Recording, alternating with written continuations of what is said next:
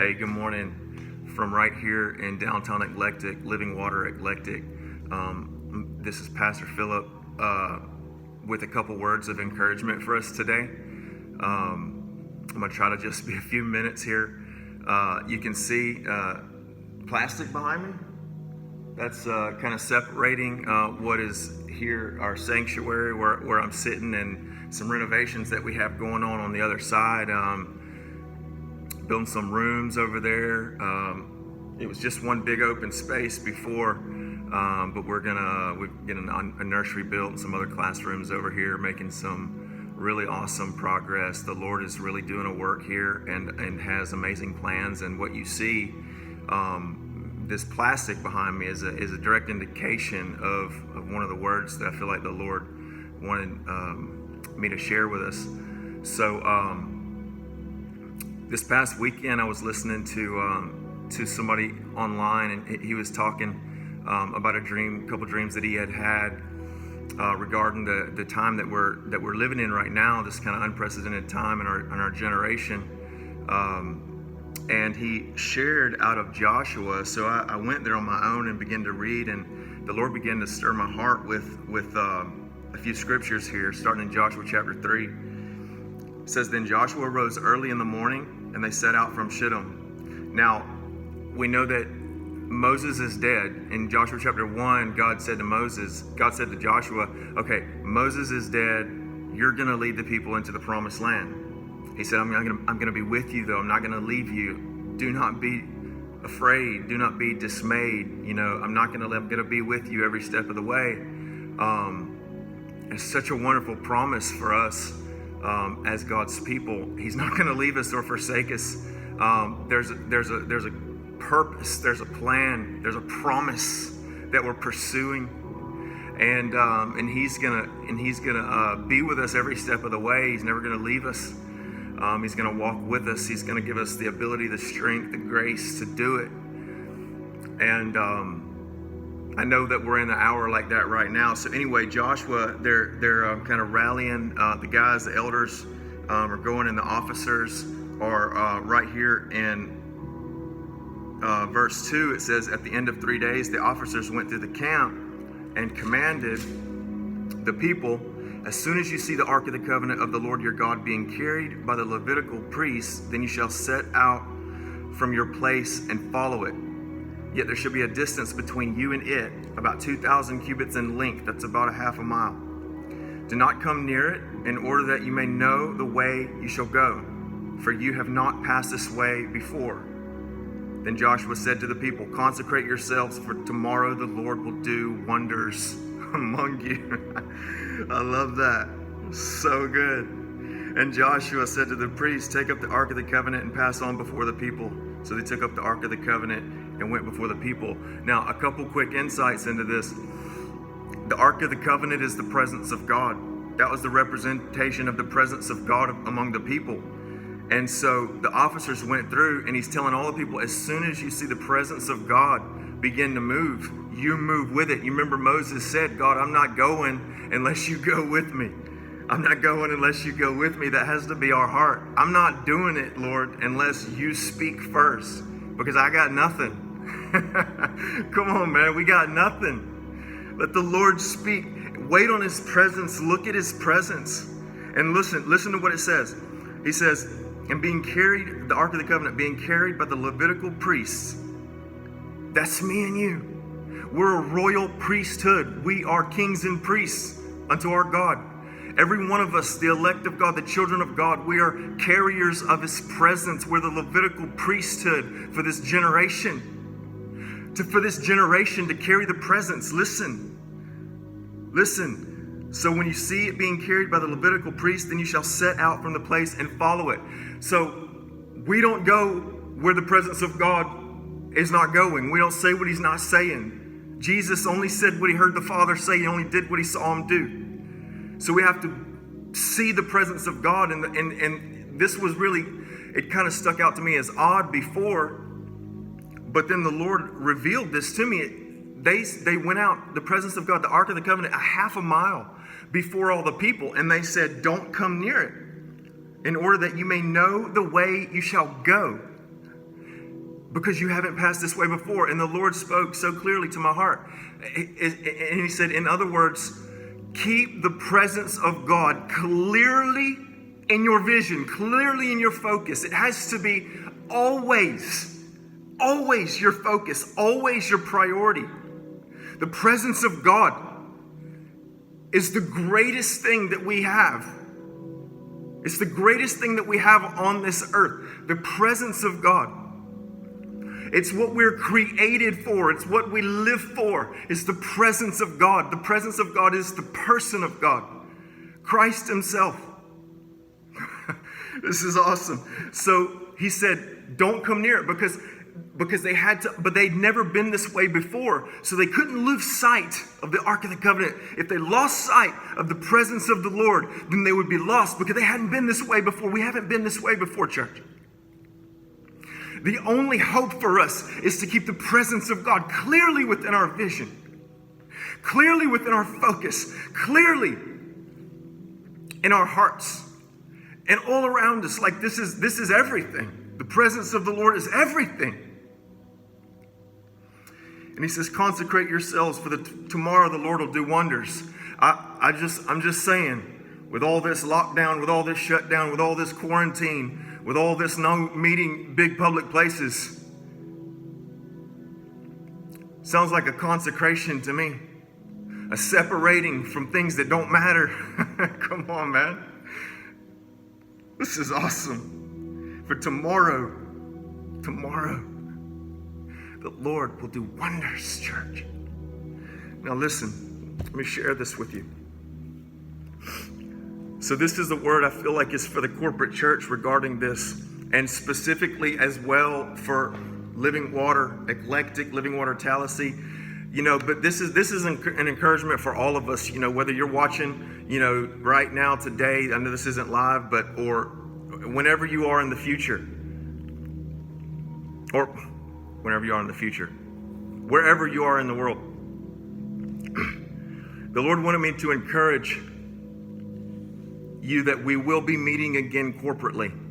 I know it's been talked about, well, is this the new norm? Is this the new norm where we don't have any social gatherings and everything's online? Is this the new norm? No, this isn't the new norm. This is a time of consecration, of refocusing, of resetting.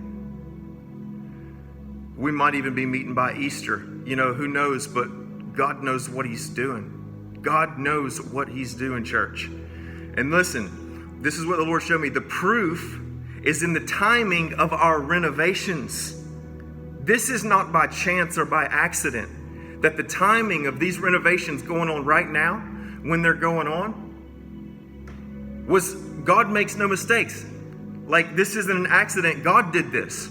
So this is to be an encouragement to us that, yeah, though we're paused right now for social distancing and all this, God provided early on. We've been here about 6 months having church. That's it. But early on, the first few weeks, a large offering came in unexpectedly that covered everything that you see happening right there.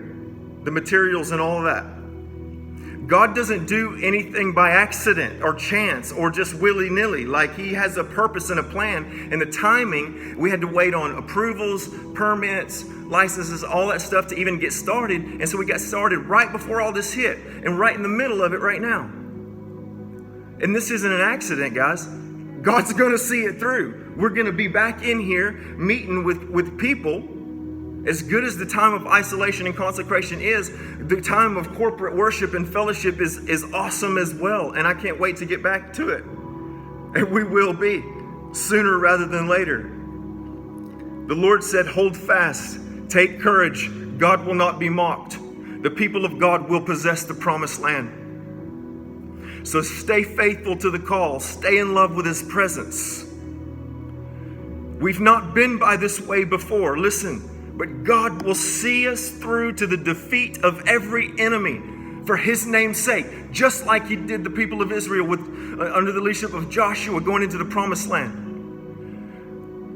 I'm going to say that again. God will see us through to the defeat of every enemy for his name's sake. So listen, let God arise and his enemies be scattered. Let the church arise. Let the church arise. Awaken, arise to bring deliverance in the name of the Lord for such a time as this. And I want to share an individual word with you. Just a couple minutes here. Because you know, all of this is going on around the world. But you know, life keeps happening. And there's people facing hardships and things that are as a result of this. God's being faithful through it all. But life keeps going and people are still having personal issues, personal problems coming up, personal tragedies, you know? And an old friend of mine sent me a message and asked me to pray because of some things that he has recently gone through. And automatically, I heard in my spirit, the Lord wanted me to remind him, and he was speaking it to us, individuals, his sons and his daughters, his children, in this time of hardship, tragedy, you know, testing, trial, all of this. Like, God is still alive. He's still on the throne, and he's still faithful. But this is what he spoke to me out of Song of Solomon chapter 2, 10 verse 14. In his wonderful love for us. Listen to these words. Song of Solomon is a perfect picture of the bride and the bridegroom and the bridegroom's passion for his bride and the bride's passion for the bridegroom. This is a model of us in Christ. So listen to these words. This is what the Lord is saying to your heart and to mine in this time of consecration, isolation, quarantine, whatever you want to call it. My beloved speaks. My beloved, that's the bridegroom. And he says to me, that's you and me. My beloved speaks and says to me, arise, my love, my beautiful one, and come away. For behold, the winter is past, the rain is over and gone. The flowers appear on the earth, the time of singing has come, and the voice of the turtle dove is heard in our land. The fig tree ripens its figs, and the vines are in blossom. They give forth their fragrance. You say, but Philip, that's not what's going on. Have you seen the news? Yeah, I've seen it. I try not to, but I have. But what are we looking at? What's our perspective right now? Listen, the winter is past, the rain is gone and over. The flowers appear on the earth. The time of singing has begun. The fig tree, like in God's economy, in the kingdom of God right now, nothing is lost. Everything is as it should be. And in mine and your hearts, despite our outward circumstances, we can be as we should be right now. And this is what the bridegroom is speaking to you and me, his bride. See through my eyes. Look at my perspective. Arise, my love, my beautiful one, and come away. Verse 14, O my dove, in the clefts of the rock, in the crannies of the cliff, let me see your face. Let me hear your voice. For your voice is sweet and your face is lovely. Did you hear the words of the Lord to you this morning? Your voice is sweet. Your face is lovely. And he craves you. He craves intimacy with you. He craves to be with you. He longs with all of his passion and all of his desire to hear your voice, to see your face.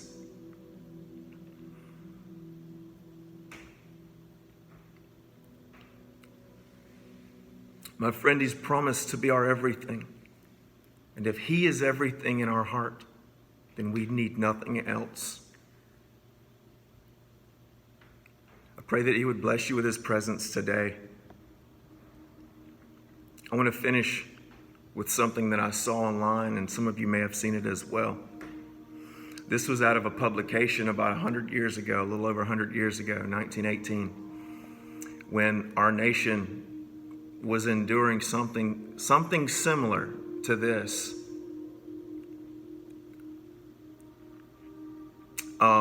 Spanish flu outbreak, which is what we know today as the H1N1. But I want you to hear this perspective here. This is a publication, Assemblies of God publication from 1918 called the Christian Evangel. It said, assemblies closed. This has happened before. Not in our generation. We've never seen anything like this. But there's nothing new under the sun. Listen, this is a season we're going through. Here in Springfield, all churches, missions, etc., including the Assembly of God, are closed because of the scourge of Spanish influenza that's raging in the town. The way to our loving Father's heart and the way to his hearing ear are still open. And we are finding it a splendid opportunity to devote additional time to prayer for our missionaries, for our soldier boys. They were in World War I. And for rain all over the world in this time of the latter rain. Do you hear the Spirit speaking? Devoted extra time with an opportunity to ask for rain in this time of latter rain. Where assemblies are closed, let the saints devote the time they would spend at meeting to the word and to prayer. He whose ears are ever open to the prayers of the secret closet will before long bring the open reward. Church, stay focused, stay faithful, fall in love with his presence. He's beckoning our hearts to come away with him. Come away with me, my bride. Let me see your lovely face and hear your sweet voice. So church, let's be excited right now. Let's be encouraged at what God's doing. Look to him. He's everything that we need in this time. Amen.